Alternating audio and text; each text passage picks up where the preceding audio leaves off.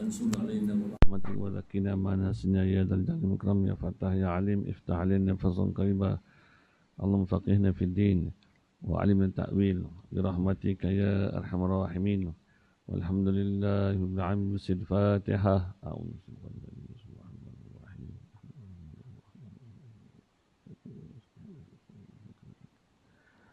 صراط الذين أنعمت عليهم غير المغضوب عليهم ولا الضالين.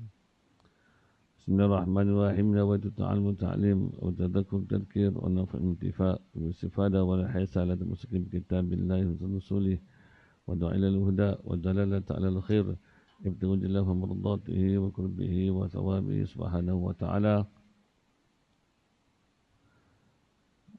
Muka surat 109. Bismillahirrahmanirrahim. Qala musannifun rahimallahu tabaraka wa ta'ala wa nafa'na bihi ulumihi fid dharain amin. Ringkasan ilmu tauhid yang lengkap. Firman Allah Ta'ala dalam surah Muhammad ayat yang ke-19, fa'lam annahu la ilaha illallah. Ketahui olehmu bahawasanya tiada Tuhan yang hendak disembah melainkan disembah dengan sebenar-benarnya melainkan Allah. La ilaha la mawjudun bihaqqin. La wujud bihaqqin, tidak ada yang wujud bihaqqin dengan sebenar-benarnya melainkan Allah. Maksud daripada ayat tersebut, wajib atas setiap mukallaf mengetahui Tuhan yang sebenar yang berhak disembah adalah Allah Ta'ala yang mempunyai segala sifat kesempurnaan dan maha suci daripada segala kekurangan, yang terkaya daripada tiap-tiap perkara yang lainnya dan berkehendak tiap-tiap perkara yang lain kepadanya. Ini perlu dibulatkan ataupun disemat dalam jiwa setiap orang Muslim bahawa Allah itu adalah ilah, yakni mawjudun bihaqqin, yang sebenar-benar wujud, yang sebenar-benar wujud. Sebab dalam menghalusi kalimah la ilaha illallah ini, tiada Tuhan maksudnya apa? La mawjudun bihaqqin, tiada yang wujud dengan sebenar-benarnya illallah melainkan Allah Ta'ala. Jadi dah tahu yang sebenar-benar wujud tu Allah Ta'ala, maka ibadat sembah siapa? Sembah Allah lah. Biar hati kita fokus pada dia sahaja. Ada pun syurga, pahala, neraka, jangan dipikirkan. Kita maklum itu pengkhabaran yang benar dan maklum di sisi kita. Di saat kita beribadat itu, hati itu nak ke mana? Hati itu hanya pada pihak yang satu sajalah, iaitu Allah Ta'ala. Jangan diahlakan ke arah lain. Kita bila dah meningkat dewasa di segi mainan hidup ini, pengalaman hidup ni nampak matang, tapi kita juga perlu mematangkan rohani kita, i'tiqad kita, bahawa yang kita sembah tu Allah. Apa dia? Zat yang wajib wujud, lagi tiada diketahui pada hakikat sebenarnya yang namanya Allah. Begitu juga adalah diwajibkan ke atas mukallaf, orang yang dipikulkan bebanan hukum hakam ini, mukallaf, mengetahui akidah-akidah yang terkandung di bawah. Akidah-akidah terkandung di bawah makna la ilaha illallah. Akidah dimaknakan dengan kesempurnaan iman, iaitu segala perkara yang telah diputuskan, dihukumkan oleh Allah Ta'ala dan Rasul Sallallahu Alaihi Wasallam, menjadikan dasar kepercayaan seorang yang beriman. Baik. Begitu juga adalah diwajibkan kepada mukallaf mengetahui akidah-akidah yang terkandung dalam makna la ilaha illallah. Ada pun mengetahui kaifiat susunan akidah pada kalimah la ilaha illallah Muhammadur Rasulullah tidaklah dihukumkan wajib. susunan tu, wujud, qidam, baqa', mukhalaf ta'ala lil hawadith, qiyamu bidamsi, wahdaniyah, qudrah, iradah, ilmun, sebab kalam. Itu adalah susunan dalam penulisan ulama dalam kitab. Adakah sifat Allah tu tersusun seperti itu? Tidak. Mula-mula wujud dulu, lepas tu qidam, lepas tu qudrah, kemudian iradah, ilmun. Tak. Dia tidak begitu. Jadi ada pun mengetahui kaifiat susunan akidah pada kalimah la ilaha illallah Muhammadur Rasulullah tidaklah dihukumkan wajib. Oleh itu terdapat berbagai-bagai kaifiat ulama yang menyusun akidah-akidah di bawah kalimah tersebut. Fahamilah walimu sebaik-baiknya. Kerana dua perkara ini adalah berbeza. Cuba lihat muka surat 10110. Di situ ada pembahagian. Kalimah iman ini, kalimah tauhid. La ilaha illallah. La tu dipanggil nafi. Maknanya tiada. Ilaha manfi, yang dinafikan. Tuhan yang sebenar-benar berhak disembah. Illa isbat, melainkan apa? Musbat, yang dinisbatkan tu apa dia? Dipanggil musbat. Allah. Jadi ada nafi, manfi, isbat, musbat. Ya. Kalau la tu, la nafi, maknanya tiada. Ilaha, manfi, yang ditiadakan, yakni selain daripada Tuhan yang sebenar. Manfi, Tuhan yang sebenar yang berhak disembah. Illallah, illa isbat, ini melainkan Allah, ini Allah. Jadi kalau terjemahnya secara perkata, tiada Tuhan yang sebenar yang berhak disembah melainkan Allah. Artinya apa pada kalimah la ilaha illallah ini? Artinya la mustaghniyan an kulli ma siwahu wa la muftaqiran ilaihi kullu ma adah illallah. Al mustaghna an kulli ma siwahu wal muftaqiru ilaihi kullu ma adah. Terjemahannya, tiada yang terkaya daripada tiap-tiap perkara yang selain daripadanya. Kaya ni dengan mana apa tidak berhajat, ya. Tiada yang terkaya daripada tiap-tiap perkara selain daripada Allah Ta'ala. Yang kaya itu Allah. Yang lain daripada Allah itu apa-apa. Dan tiada yang berhajat kepadanya oleh tiap-tiap perkara selain Allah, selain dia. Jadi dia itulah tempat berhajat oleh sekalian makhluk. Melainkan Allah Ta'ala yang terkaya daripada tiap-tiap perkara yang lain daripadanya dan berhajat kepadanya oleh tiap-tiap perkara yang selain dia. Itulah dia panggil Allah. Yang kita sembah itu ialah Allah, zat yang wajib wujud, lagi tiada daripada hakikat sebenarnya. Dan dia adalah tempat manusia bersandar, bergantung, berhajat. Maksudnya makna ketuhanan uluhiyah yang dinafikan pada la ilaha yang lalu disebabkan pada illallah adalah dua perkara. Dalam kalimah la ilaha tu, pertama iftiqarun ilaihi kullu ma ada.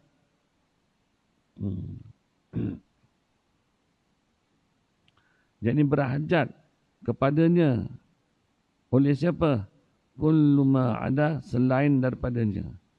Maka Allah itu adalah tempat berhajat. Ringkasnya begitu. Istighna'ul ilahi an kulli ma siwah. Di tempat berhajat dan semua makhluk itu berhajat pada diri dia.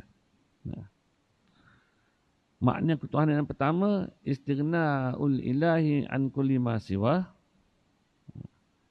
Kaya Tuhan daripada tiap-tiap perkara yang lain. Daripada makna ketuhanan yang pertama ini menerbitkan, iaitu mewajibkan 11 sifat wajib, 11 sifat mustahil, 3 wajib lawazim istighna, 3 mustahil lawazim istighna. Bermakna semua tu ada berapa tu? 11 dengan 11 berapa? 22. Campur lagi 6. Berapa semua tu? 28. Ini adalah merupakan metod aliran mazhab akidah Al-Asy'ariyah dengan Al-Maturidiyah. Metod ini kan cara ataupun manhaj untuk menyampaikan kepahaman pengajian ini kepada mengenal Allah. Cara tak ada masalah bab cara. Kalau ada cara lain silakanlah. Macam dulu kita baca Al-Quran, mula-mula kita baca apa? Muqaddam. Muqaddam tu memang kena pukul betul-betul lah kan. Kena eja. Alif atas A, alif bawah I, alif depan U, A, I, U. Ba atas Ba, Ba bawah B, Ba depan Bu, Ba, B, Bu. Kalau belah-belah utara, itu belah-belah Johor begitu. Kalau belah-belah utara tu, alif fathah A, alif kasrah I, alif dhammah U, A, I, U. Sama juga dengan Johor. Alif atas A, alif bawah I, alif depan U, A, I, U. Oh, perempuan belah-belah Kedah tu dia pakai fathah tu betul-betul pada atas. Alif fathah A. Fathah tu bahasa Arabnya. Fathah itu maknanya buka. Nak buka apa? Buka mulut. Tak boleh baca.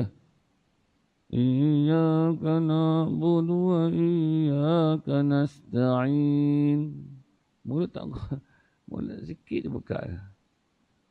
Ihdina siratal mustaqim. Siratal ladzina an'amta alaihim. Kalau buka tu ma. Tak buka besar mana? 1/3 ni buka. Ma. Tapi kalau ma kan besar sangat. Kalau me tak buka. Kemudian tiba satu masa orang dia anak-anak ni dia ajar cara kaedah Indonesia lah. Dia panggil Iqra. Kan? Rupanya dia tak kenal huruf, dia kenal alif tu lah. A. Kan? Huruf ba, huruf ta tak apa lagi. Huruf sa tak apa lagi. Huruf jim dia tak pakai sebut jim budak-budak ni. Dia panggil apa? Ja. Dia bagi baris terus. Dan di akhirnya ayah mengajar anak bergaduh dengan anak. Kenapa bergaduh dengan anak? Kerana ayah kata jim. Sebab ayah jenis muqaddam lama. Anak pula belajar kat kafah ja. Salah ni ayah. Jim. Jim lah ni. Tak salah ayat ni ja. Ini huruf apa ni? Berdiri lurus ni. A. Salah. Alif. Salah lah ayah. A. Bergaduh dah. Padahal Iqra itu dia nak cepat je. Budak-budak kan tengok gambar tu sebut tu je. Kita dulu memanjat dulu kan. Alif atas A. Alif bawah I. Alif depan U. Tiba pula satu masa cara Al-Baghdadi pula. Dia guna kayu. A, I, U.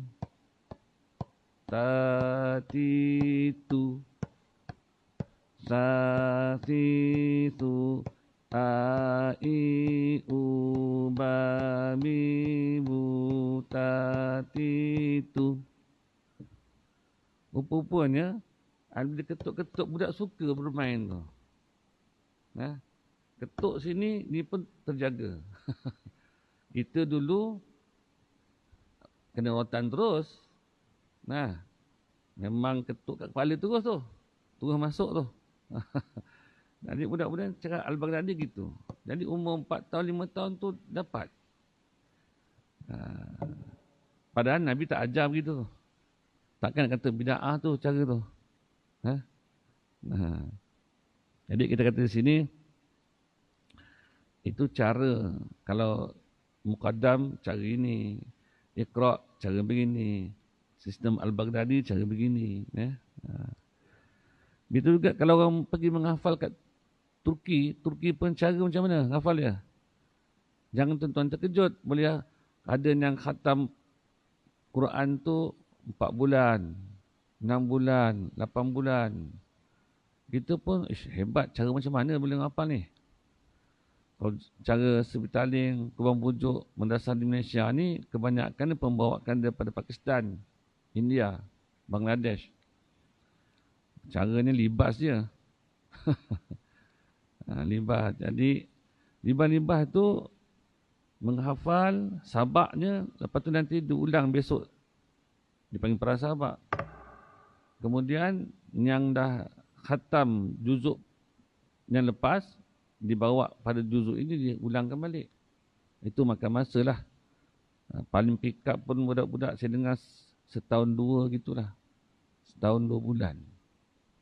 Lancar itu memang pick up lah budak tu. Ya. Dengan pick up tu pun dengan rotan tu. Ya. 2 tahun, 3 tahun. Standard 4 tahun lah. Standard budak-budak biasa ya. 4 tahun. Tapi macam mana sistem Turki tu dia bawa sampai boleh 4 bulan, 6 bulan tu. Rupa-rupanya mereka pulun hafal tasmih. Sampai khatam. Lepas tu dia baru nak ulang balik. Itu cara. Jadi dah dipanggil mengkhatamkan Quran secara hafazan dalam tempoh 4 bulan, 6 bulan. Rupanya pagi menghafal, lepas tu nanti tasmih. Dapat 2-3 buku solat. Nanti petang nanti begitu juga. Malam nanti begitu juga. Jadi memang boleh dapatlah 10 muka surat. Katakan separuh juzuk. Separuh juzuk dah hafal. Hafal lagi. Tapi cara itu rupanya budak terbeban nanti. Sebab kalau ditanya budak hafiz, mana lebih mudah? Baca hafalan baru ke ataupun mengulang? Yang mudahnya hafalan baru. Mengulang tu berserabut tu. Tertukar-tukar surah-surah dan sebagainya. Kalau kita ni dah orang dewasa nak menghafal Quran, tertukar juga. Surah pendek tertukar juga. Wal asri innal insana lafi khusr illa alladhina amanu wa 'amilus solihat. Apa dia? Falahum ajrun ghairu mamnun. Masuk watin ya. Jadi begitulah juga. Ini cara kefiat orang belajar kan. Cara belajar berbagai-bagai. Jadi tak ada masalah. Begitu juga manhaj yang dibawa oleh Abu Hasan Asy'ari dengan Abu Mansur Al-Maturidi ini manhaj, metod cara belajar. Dengan pengajian sifat 20. Kalau seorang itu baca Quran, dia pula ahli bahasa, baca Quran dan dia memahami dan mentadabburkan. Ahli bahasa ni, maksud saya ni, dia menguasai bahasa Arab. Menguasai bahasa Arab bukan bahasa Arab komunikasi, bukan. Bahasa Arab di sini maksudnya mempunyai grammar itu, menguasai grammar bahasa Arab. Grammar bahasa Arab ni ada 15 cabang. Dengan nahu, saraf, balaghah, badi', bayan, semua dah belajar. Jadi bila baca Quran tu, mereka nampaklah apa yang di sebalik ayat-ayat tersebut. Berbeza dengan kita yang tak belajar grammar bahasa Arab, cuma terjemah saja, cuba-cuba nak mentafsirkan, tak boleh. Barang siapa mentafsirkan ayat Quran tanpa ilmu lughah, maka itu satu kesalahan. Walaupun betul dengan apa yang sebenarnya. Walaupun betul sekalipun. Betul dengan apa? Betul dengan ulama-ulama tafsir. Maka itu satu kesalahan juga.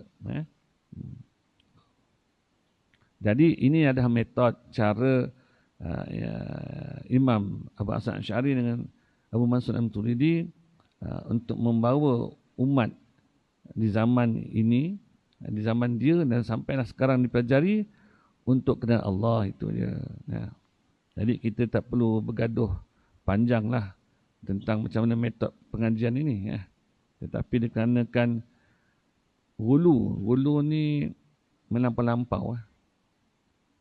Kita ni dalam Islam ni tak disuruh pun, tak dilaranglah melampau-lampau dalam beragama. Maksudnya apa? Kadang-kadang seorang itu kalau dia suka pada seseorang, diangkat melambung-lambung. Itu gulu tu namanya, melampau-lampau. Kalau dia benci pada seseorang, dia benci melampau-lampau. Itu melampau-lampau. Jadi kita bersikap sederhananya. Sebaik-baik urusan khairul umur awsatuha, pertengahan. Kita sayang guru kita. Kita hormat guru kita. Dengan akhlak amalan dia. Dan sungguh pun demikian, kita puji tetapi tidak melampau-lampau. Lebihnya simpan di hati sajalah kalau sayang pada guru tersebut. Tunjukkan saja kehormatan kita pada beliau, menghormati, menyayangi, cukup dengan body language. Ada pujian yang melampau-lampau tu tak digalakkan. Simpanlah dalam hati ni macam mana pun tentang kasih sayang kita pada guru ataupun syekh ataupun individu seseorang. Dan manusia sekarang ni pula kalau benci habis-habis, dia tutu habislah. Cincang habis. Ini zaman sekarang ni. Sejak dah kena vaksin ni, berbagai perangai manusia. Bukan vaksin aja.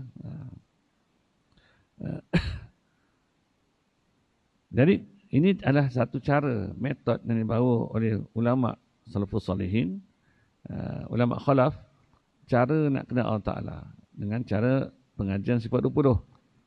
Keterangannya, 11 sifat wajib bagi Allah Ta'ala makna kaya. Bila sebut tadi makna kaya tu, kaya daripada fa'il mewajibkan. Pecahan bawah tu lagi, apa dia? Wujud, qidam, baqa', mukhalafatu ta'ala lil hawadith. Ada, sedia, kekal dan bersalahan Allah Ta'ala itu dengan sesuatu yang baharu. Adapun kaya pada zat yang mewajibkan, kaya daripada zat mewajibkan yang qiyamu binafsi, maknanya tidak berhadap pada mana-mana makhluk. Kalau terjemah secara perkatanya, berdiri dengan sendirinya. Kita kalau sebut berdiri ni, ingat Allah Ta'ala tu macam ada dua kaki berdiri lurus. Tidak begitu. Maksudnya qiyamu binafsi ini berdiri sendirinya, tidak berhadap pada mana-mana makhluk. Bahkan makhluklah yang berhadap pada dirinya. Dan yang ketiga tu maha suci daripada kekurangan, mewajibkan. Jadi kalau pecahan di sini, maha suci daripada kekurangan mewajibkan itu ialah sam'un, basaron, kalamun.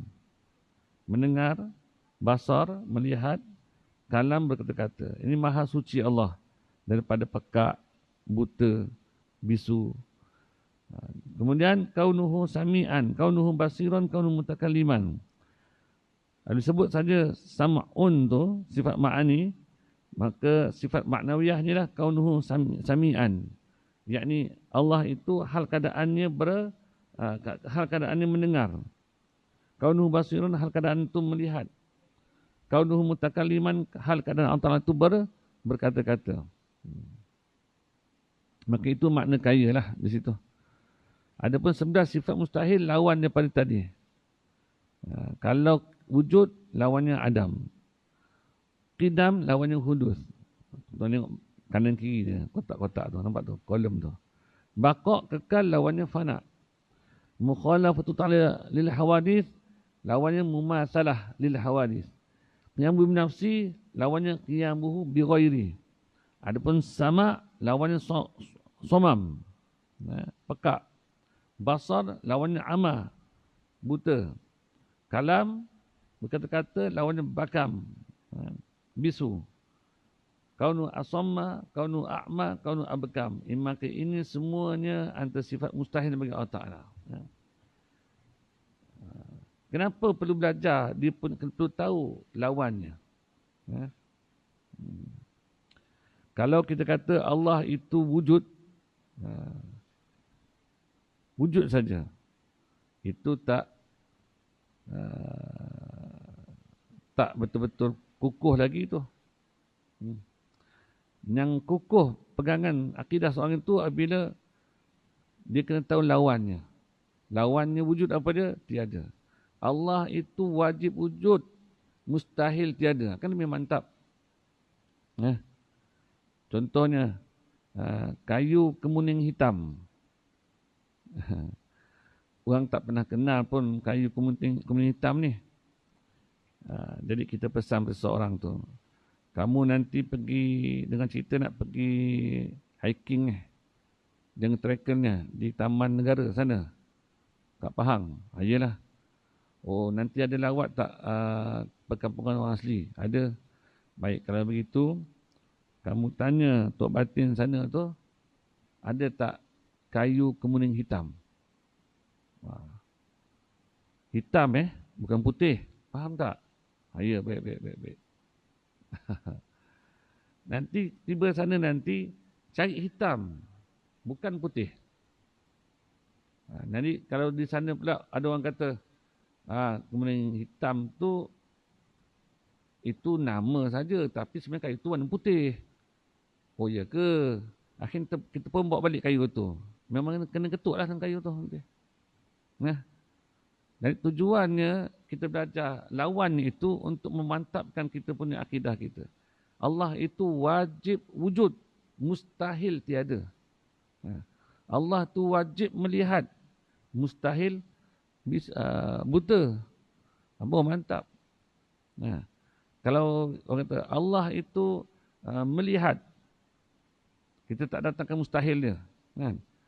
Ya, mungkin melihat itu kabur. Macam orang rabun jauh lah. Lihat juga tapi kabur. Kata mustahil buta. Mungkin dia pada awalnya melihat dan lama-lama tu buta. Tak mungkin begitu. Jadi, kalau nak dikaitkan dengan kehidupan kita sekarang ni, benarlah apa yang ulama tu ajar. Memang semuanya hidup ni berpasang-pasangan. Wa khalaqnakum azwaja, kami menciptakan kamu berpasang-pasangan. Hidup, pasangannya apa? Mati. Kan kita ada hidup ada mati.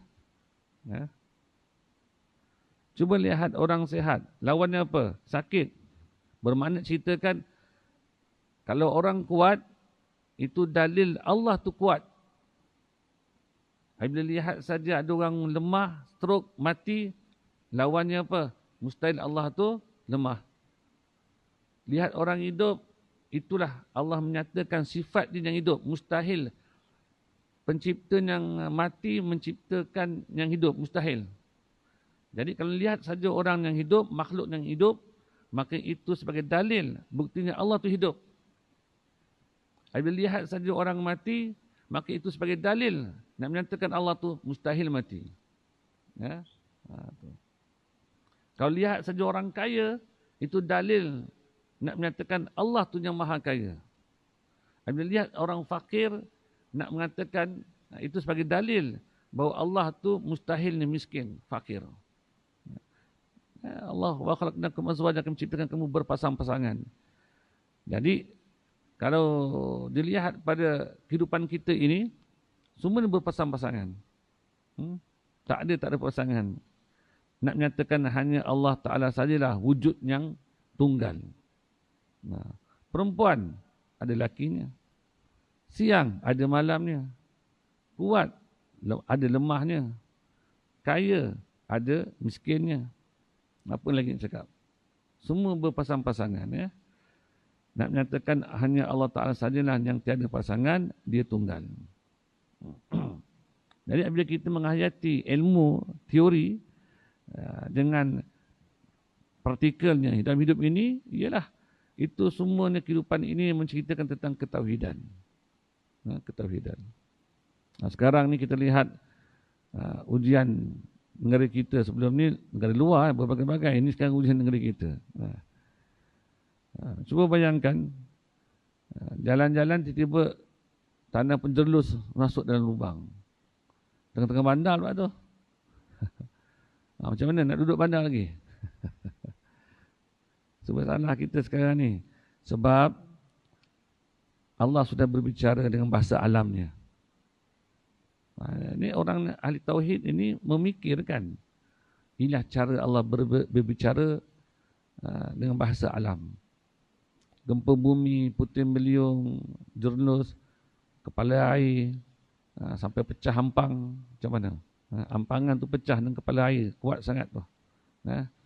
Banjir sana, banjir sini. Jadi, fenomena seperti ini nak mengajak supaya manusia itu lari kepada Allah. Cari Allah balik dengan bertaubat. Jangan salahkan kerajaan parit kecil sangat. Kembali pada Allah Ta'ala. Banjir, puting beliung, kehancuran. Sekarang hari-hari dengan kes bunuh kan? Agak-agak tuan-tuan minta tolong siapa sekarang ni? Allah lah. Nak minta tolong Allah Ta'ala, takkan pakai handphone call. Jadi konektif ni kat mana? Sini kan kontak di sini.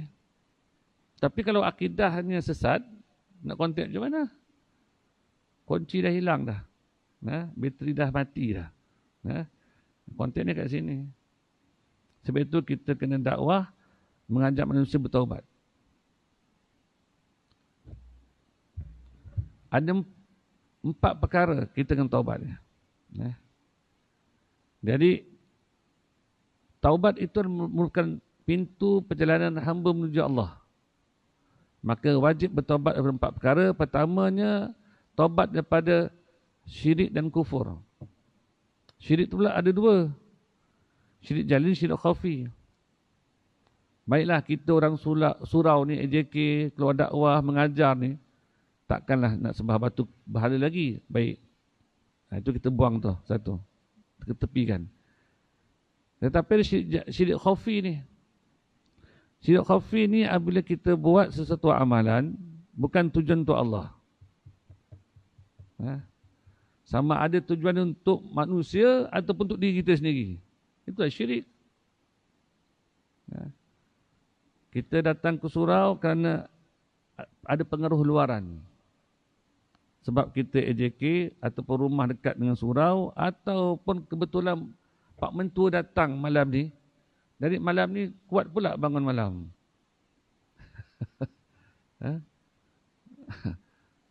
Kita perasan tak selama ni kita beramal ada pengaruh luar. Ada pengaruh luar. Pak Mentua datanglah bersinggah 3 hari 2 malam sebab nak hantar anak adik ipar tu ke masuk universiti. Lepas PM kan dapat 9A, masuk universiti lah dia. Datanglah singgah dekat Bukit Jalil ni.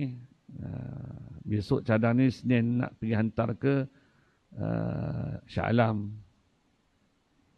Jadi Pak Mentua duduk kat rumah kita. Menantu tu bangun malam. Sebelum subuh dah bangun.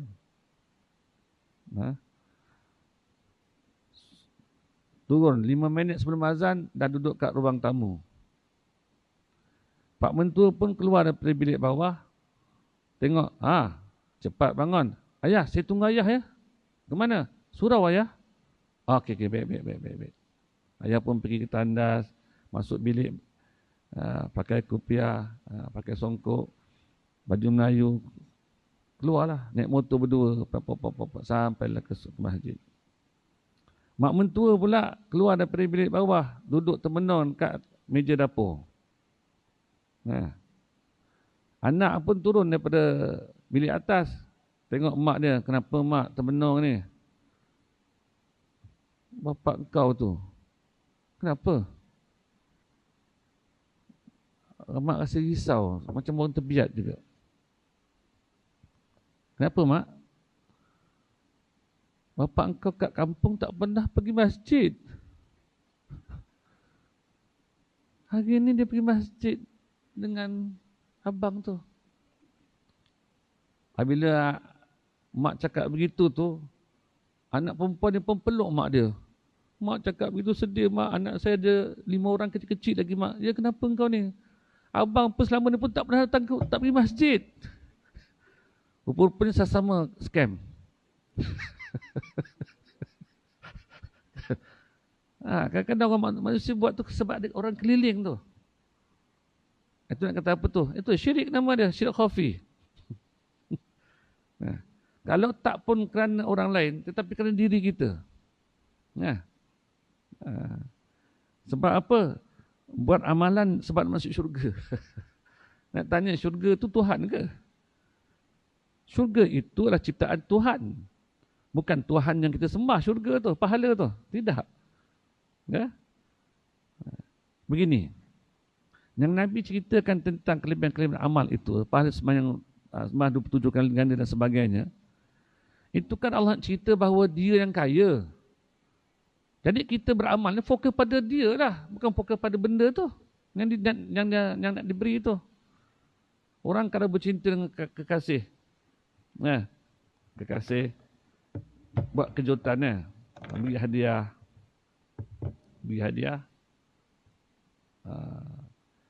selamat hari lahir, terkejut gitu, Allah.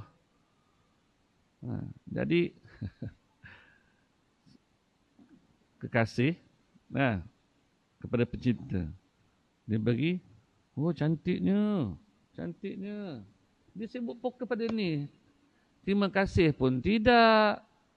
Sepatutnya yang benar-benar kekasih itu diambil, dia letak tepi, I sayang you, terima kasih banyak kerana bagi hadiah ke I. Tolak tepi dulu, fokus pada yang memberi itulah, barulah nama cinta namanya. Ni kita ni sembahyang, kita hanya sibukkan syurga dan pahala. Bukankah kita lafaz niat subuh tadi macam mana? Usalli fardhu subhi raka'ataini adaan makmuman. Kita tak sebut li firdaus kan? Di jannatil firdaus, kan syurga firdaus, tidak, tapi kerana Allah. Nak menyatakan bahawa ketika sembahyang, ketika ibadat apa pun, hati hanya fokus pada Allah sahaja. Dalilnya apa? Yang hari-hari kita baca tu apa? Wajjahtu wajhiya lillazi fataras samawati wal ardh. Gua hadapkan wajah ke wajah mana? Wajah hati ini. Kepada siapa? Pencipta langit dan bumi. Bagi kita yang lemah, peringkat awam, lemah, mendengar berita-berita pengkhabaran yang indah syurga ini dan pahala, ia untuk membangkitkan semangat kita dalam beramal. Bagus. Tetapi ketika beramal, sembah siapa? Allah. Fokus siapa? Allah. Itu je. Sebab Allah lihat hati kita tu. Jangan kita fokuskan tentang pahala tu. Memang tahap awam tu begitu. Tetapi nak tanya, sampai bila jadi orang awam? Tuan-tuan, bab kehidupan kita selalu nak upgrade. Kalau kereta kancil, sekarang boleh tukarlah Innova pula. Anak pun dah ramai ni. Yang tambahnya anak, isteri tak tambah pun. Isteri tetap satu je, anak yang bertambah tu. Kalau rumah tu, daripada rumah setinggan, nak jugalah duduk rumah flat ke paling tidak pun. Apartmen. Daripada duduk apartmen tu kan nak juga kalau boleh tukar banglo. Mini banglo pun tak apa dah. Tetapi kalau kenapa bab akidah, bab tauhid tak ada upgrade?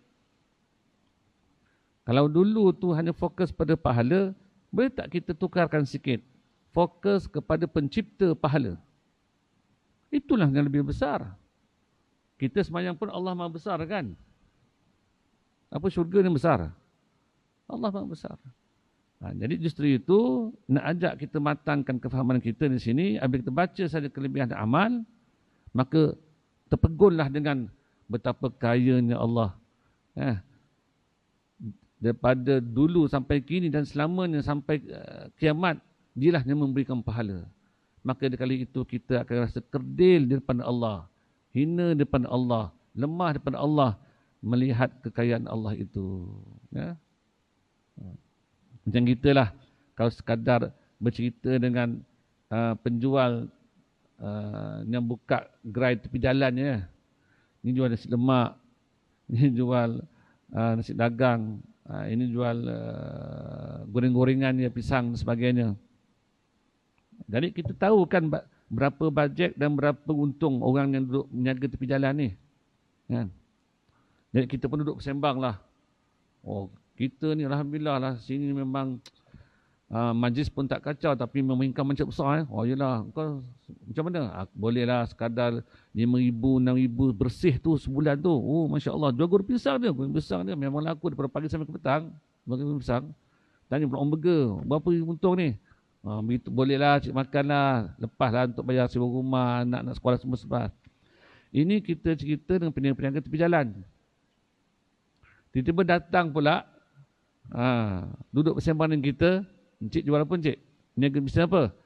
Saya jual enjin kapal terbang. Allahu Akbar. Dan dia nak cerita tentang 5,000, 1,000 tu semua tutup mulut. Tak cerita dah. Sebab apa? Ada orang lebih hebat daripada kita. Agak-agak berapa sebulan gaji jual enjin kapal terbang tu agak-agak. Nah. Oish, kita ini bukan cancala orang ni. Nak sebut yang kita ni megah-megah dengan menjaga tepi jalan dengan lesen tak ada. Majlis datang kita lari, majlis balik kita datang. Kan? Apa nak gas sangat? Jadi akhirnya kita rasa kerdil tak? Rasa kerdil kan depan orang, dengar saja projek sana projek sini. Ya, kita pun malu nak cerita. Awak semua ni berniaga apa? Tak ada encik, sikit-sikit je, sikit-sikit je. Berapa untung? Hala bolehlah sikit-sikit. Tadi macam nak gah cerita kan. Begitu kita ni. Kalau kita lihat diri kita beramal, kita segah lah kita. Ujub. Ujub. Itu syirik khafi itu nama dia. Ujub. Rasa kita ni istiqamah. Padahal yang bangunkan kita Allah. Yang datangkan ilham kita nak berzikir berapa banyak, nak berdoa apa, kan Allah. Kenapa kita melihat diri kita? Sedang diri kita ni asalnya apa? Ada ke tidak? Diri kita ni asalnya tiada. Diadakan oleh yang maha ada itu. Maha wujud itu. Kita ni atas pilihan siapakah lahir ke muka bumi ni? Pilihan sendiri ke pilihan Allah? Allah yang pilihkan kita untuk lahir ke muka bumi. Kenapa pula kita ni pula merasa kita yang boleh wujud, kita beramal? Cerita kita ini, bicara kita pagi ini nak mengajak supaya kita cabut rasa keakuan kita itu. Buang jauh-jauh. Sibuk pada Allah yang menganugerahkan. Beramallah sebanyak mana pun, beramallah apa pun kita nak, silakan. Tetapi jangan sampai ternampak diri yang beramal. Tetapi nampaklah bahawa Allah telah menganugerahkan. Orang rasa kerdil kita ni. Memang antara sifat yang perlu kita bawa dalam amalan kita ialah rasa hina diri, rendah diri, kecilnya diri, kerdilnya diri, fakirnya diri, lemahnya diri. Itu memang tuntutannya sebagai orang yang berjiwa hamba. Allah itu Tuhan dan dia membawa sifat ketuhanannya. Kita ini hamba, maka bawalah sifat kehambaan. Hina diri, rendah diri, fakirnya diri, ya, itu. Sepatutnya begitulah. Jadi apabila kita belajar tauhid, mendalami tauhid ini, kita akan lihat betapa hebatnya Allah, kerdilnya diri.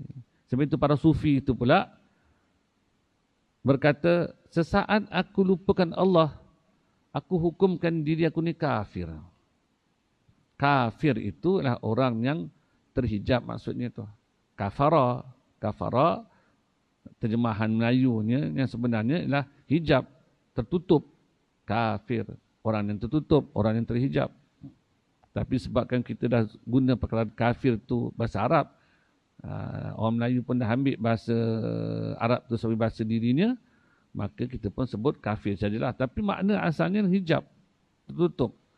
Jadi kalau orang non-Muslim, kafir non-Muslim, itu orang yang terhijab, tertutup daripada petunjuk hidayat Islam, cahaya Islam.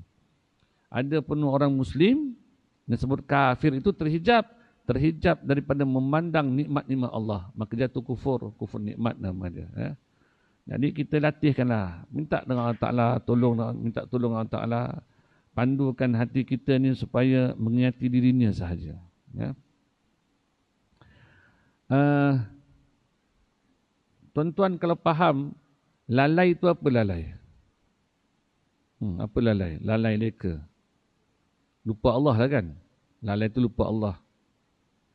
Bermakna kalau tuan-tuan jaga solat, istiqamah jaga solat malam, Allah tak ada dalam diri. Itu namanya apa? Lalai lah. Lalai itu kan lupa, leka, tak ingat Allah. Jadi kalau kita istiqamah beramal, tak ingat Allah, sibuk melihat diri sendiri, itu lalai. Bila bersedekah, tak ingat pun Allah yang memberi kita, membantu kita bersedekah ni. Maka itu lalai nama dia. Jadi nak ajak supaya bagaimana kita ingat Allah tu, maka jangan lihat diri sendiri. Jangan lihat kita beramal, tetapi ini satu pertolongan Allah, anugerah Allah. Jadi hati ini sentiasa ke Allah, maka itulah zikir. Dia panggil zikir nafas. Zikir nafas ini sentiasa ingat Allah dalam setiap gerak-geri dia. Kan hidup ni kita bernafas. Cuma ada setengah orang memahamkan zikir nafas itu sebut dengan keadaan naik turun. Allahu, Allahu, Allah. Itu zikir nafas. Inilah waktu sehat ni tak apalah. Allahu, Allahu. Tetapi kalau kena cekik, tak boleh zikir ke? Bagaimana? Kena cekik. Tadi zikir Allahu. Kita faham Allahu, Allah. Kalau kena cekik, maksud zikir nafas itu setiap hidup kita itu, nadi kita berdenyut, hati kita bersama Allah. Tempat niat, tempat ingat tu di mana? Lidah ke ataupun hati? Tempat ingat Allah tu di hati, bukan di lidah. Malanglah orang yang bisu tak boleh sebut Allah kalau gitu. Malanglah orang yang mana dikerat lidahnya itu. Maknanya tak ada harapan lah nak ingat Allah, nak sebut Allah. Ya, sebut itulah perantaraan untuk ingat Allah. Tasbih itu perantaraan saja, bukan matlamat, bukan tujuan. Lidah ni perantaraan saja untuk sebut Allah, bukan tujuan. Tapi tujuan utama ialah hati itu berdetik ingat Allah. Apakah fungsi hati? Fungsi hati itu ialah ingat Allah. Itu saja. Jangan masuk selain daripada Allah. Kita ni kan banyak masuk kan, ingat selain daripada Allah. Itu namanya kedurjanaan, namanya penerkaan. Tempat Allah didudukkan yang lain pula. Kursi raja. Driver duduk, kan biadab tu namanya. Hatta kursi guru lah, kalau di pondok tu guru kan ada tempat mengajar. Murid antara adabnya jangan duduk di kursi guru. Ni hati ini yang layak bertahta tu Allah Ta'ala. Kita letakkan macam-macam benda dalam tu. Itu biadab tu namanya. Tuan-tuan ada pernah dengar tak hadis Nabi yang berbunyi ad-dunya jifah, dunia ini bagaikan bangkai? Ada dengar hadis tu? Dunia ini bagaikan bangkai. Bangkai baunya apa? Busuk. Tapi kita baunya apa? Dunia ni kita bau apa? Wangi kan? Sebab gila. Kerja dunia sampai nak gila tu sebab wangi. Cuma soalan, kenapa kita bau dunia ni wangi sedangkan Nabi kata busuk, bagaikan bangkai? Kenapa kita bau dunia ni wangi? Dunia ni wangi. Kerana kita belum dapat menghidu wanginya Allah Ta'ala. Kalau manusia itu dapat hidu wanginya Allah Ta'ala, maka sudah tentu hatinya berpaut dengan Allah sahaja. Tapi sekarang kita baunya bangkai dunia ini wangi, sebab itu kita berpaut kejar bagian nak erat dunia ni. Ada orang kerja pagi, petang, siang, malam. Ingatkan isteri 4 orang. Seorang juga. Tapi kerja pagi, petang, siang, malam. Anak berapa orang? 3 orang je. Tak penat ke? Ingat, badan ini ada hak untuk berehat. Siang dia kerja, malam berehat. Ini siang pagi, keluar pagi, balik petang. Balik minum kejap, semayang asar pukul 6.30, 6.45, semayang asarnya. Lepas tu pula bawa anak jalan-jalan. Masuk maghrib, sembahyang maghrib pula. Lepas tu Grab pula. Siang pejabat, malam Grab pula. Ataupun tolong kawan jual burger. Buka satu lagi kedai. Nah, sampai 2 pagi, 3 pagi. Balik, pegang handphone kejap. 1 jam. Kalau ada bola, tengok bola pula. Tidurlah sejam. Sejam 2 dia tidur. Pagi besok subuh, bergegas pula ke pejabat. Begitulah kehidupan harian. Mana kita telah menzalimi diri sendiri. Namanya. Badan ada hak untuk berehat. Macam mesin lah. Mesin nak kilang pun berhenti jugalah. Ni nak pagi, petang, siang, malam berpusing ni mesin tu, jam juga tu nanti mesin tu. Macam isteri kita lah. Selama kita menikah, dia lah seorang beranak sampai 10 orang, 12 orang. Tak penat mesin tu nak keluarkan benih kita, nak keluarkan produk kita. Sebab tu kena buka kilang lain lagi. Nyanyalah perempuan tu, jangan menzalimi isteri. Beranak, nak operate kan. Kadang-kadang tu, kan ada kadang timbul tu sampaikan uratnya kencing pun terpotong tu waktu operation tu. Macam mana tu? Nah, waktu terpaksa dikoyakkan lagi. 9, 10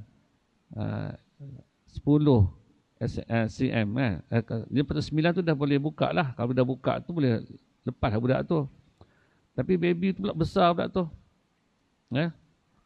Kita kata, mak tu dah nasihatkan jangan minum ais.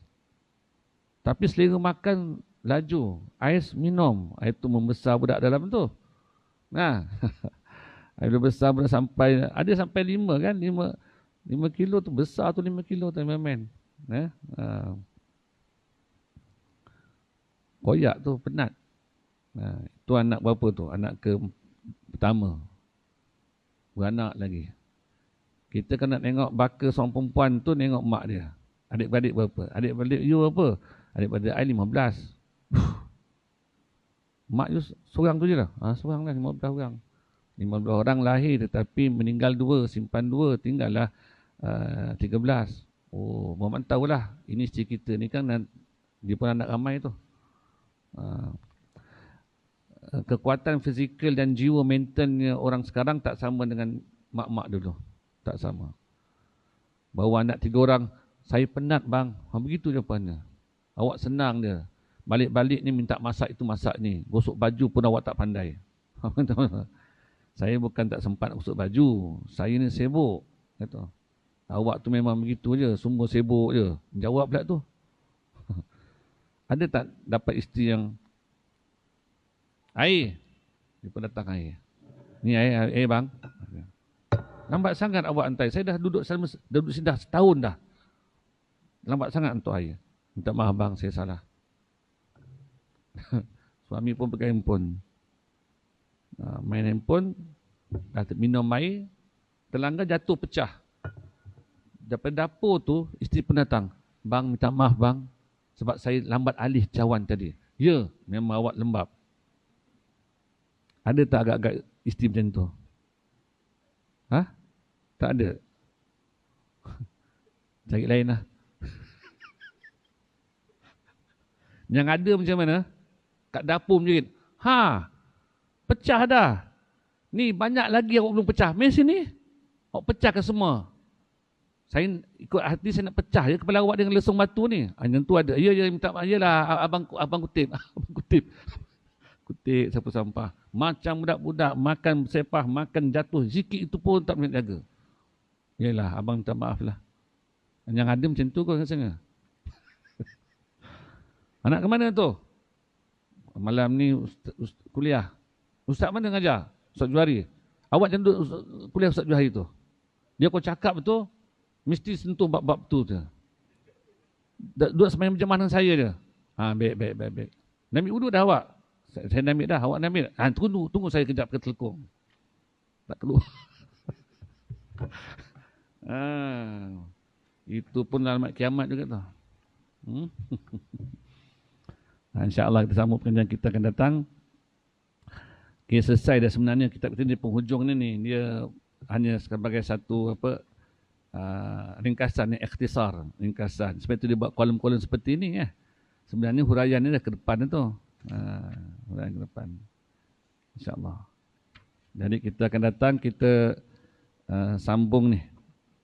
Muka surat 120 tu. Beberapa maksud istilah dalam perbahasan. Cuba tanda ya. Itu. Yang kolom tu kita tak perlu baca lah sebab itu adalah ikhtisar atau ringkasan daripada carta tu, ringkasan ataupun huraian potongan ikhtisar lah kita kata. Saya ambil gambar dulu.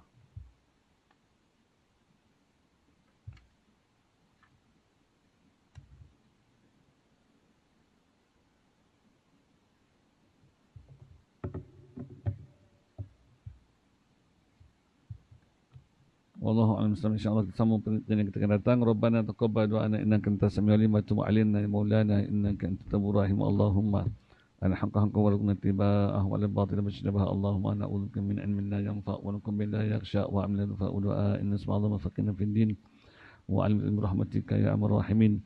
Alhamdulillah bil muslim Fatihah.